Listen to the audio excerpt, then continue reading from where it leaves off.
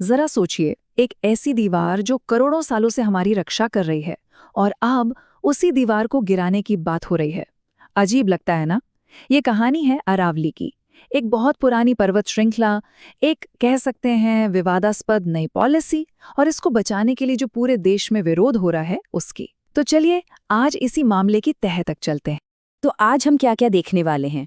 सबसे पहले बात करेंगे अरावली अलर्ट की। ये है क्या चीज़। फिर समझेंगे कि अरावली एक प्राकृतिक दीवार की तरह कैसे काम करती है। इसके बाद उस नए खतरे पर बात होगी जिसने सब कुछ चिंता में डाल दिया है, यानी वो कानूनी बदलाव। हम देखेंगे कि विरोध करने वाले क्या कह रहे हैं और पॉलिसी क्या है।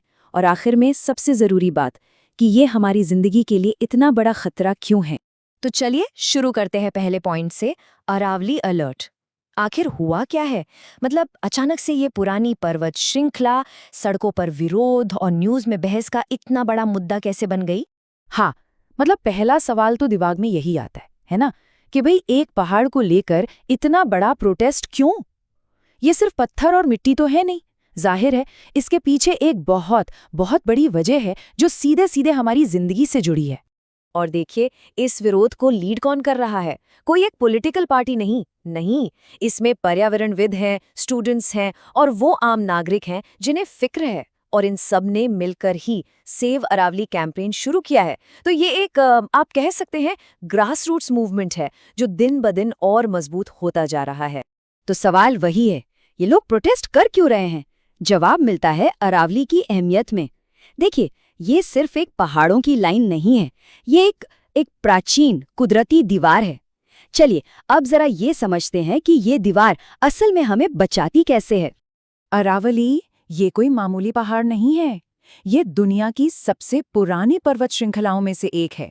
सोचिए, गुजरात से शुरू होकर राजस्थान और हरियाणा से होते हुए ये दिल्ली तक फैली हुई है। करोड़ों साल से ये उत्तर भारत की रक्षा कर रही है।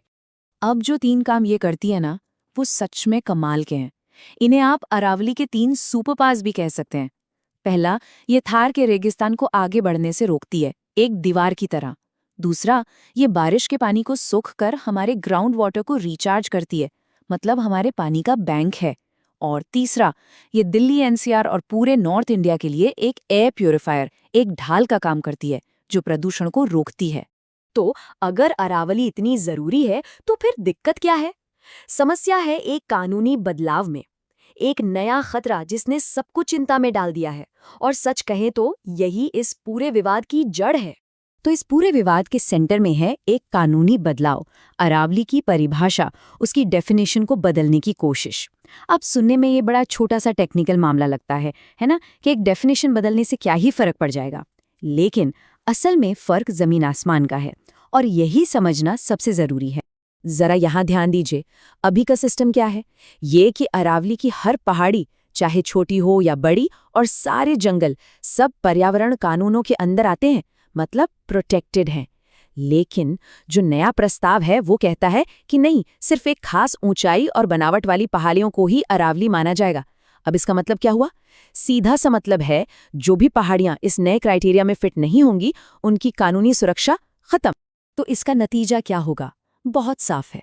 अरावली की वो कई छोटी छोटी पहाड़ियां जो एक साथ मिलकर पूरा का पूरा इकोसिस्टम बनाती हैं, वो अपना प्रोटेक्टिव स्टेटस खो देंगी। और हम सब जानते हैं कि जहां कानून का प्रोटेक्शन हटता है, वहां माइनिंग और कंस्ट्रक्शन के लिए दरवाजे खुल जाते हैं। तो ठीक है, अब हम इस कानूनी बदलाव के खतरे को समझ गए हैं। अब जरा इस बहस के दोनों साइड्स को भी सुन लेते हैं। एक तरफ प्रोटेस्ट करने वाले लोग क्या कह रहे हैं, और दूसरी तरफ सरकार की पॉलिसी या उसका पक्ष क्या है। सेव अरावली कैंपेन वालों का तर्क बहुत ही सीधा और साफ है। वो कहते हैं कि भाई, अरावली दिल्ली एनसीआर के लिए एक कुदरती दीवार है।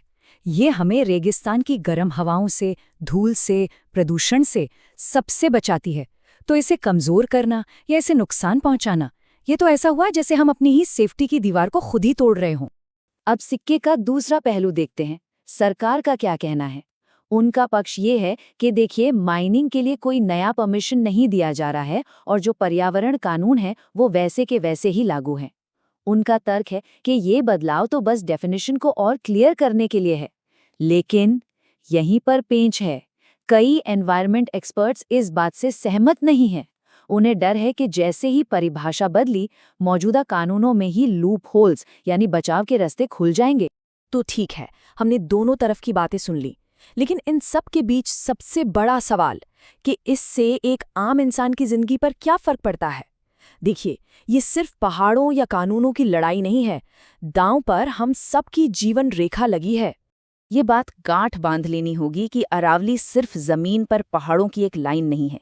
ये नॉर्थ इंडिया में रहने वाले करोड़ों लोगों के लिए एक लाइफलाइन है, एक जीवन रेखा। ये हमारे पानी को कंट्रोल करती है, हमारी हवा को साफ रखती है और हमारे मौसम पर भी इसका सीधा असर पड़ता है। और ये समझना बहुत ज़रूरी है कि चीज़ें कैसे एक के बाद एक बिगड़ सकती हैं। इसे कहते हैं डोमिनो इफेक्ट। सोचिए, पहला डोमिनो गिरा, पहाड़ियों से कानूनी प्रोटेक्शन हट गया।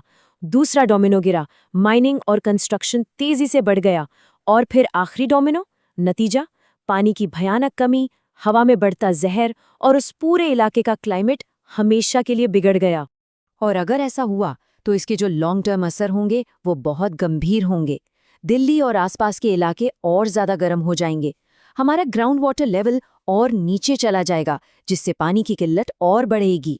और हाँ, उन अनगिनत जंगली जानवरों का क्या जिनका घर ये अरावली है, वो घर हमेशा के लिए तबाह हो जाएगा। तो आखिर में बात कहाँ आकर रुकती है? देखिए, डेवलपमेंट ज़रूरी है, इसमें कोई शक नहीं, लेकिन सवाल ये है कि इस डेवलपमेंट की कीमत क्या है। हमें ये खुद से पूछना होगा कि हम क्या कीमत चुकाने को तैयार हैं। क्या हम अपनी इस कुदरती लाइफलाइन को, अपनी जीवन रेखा को दांव पर लगा सकते हैं? इस पर सोचिएगा ज़रूर।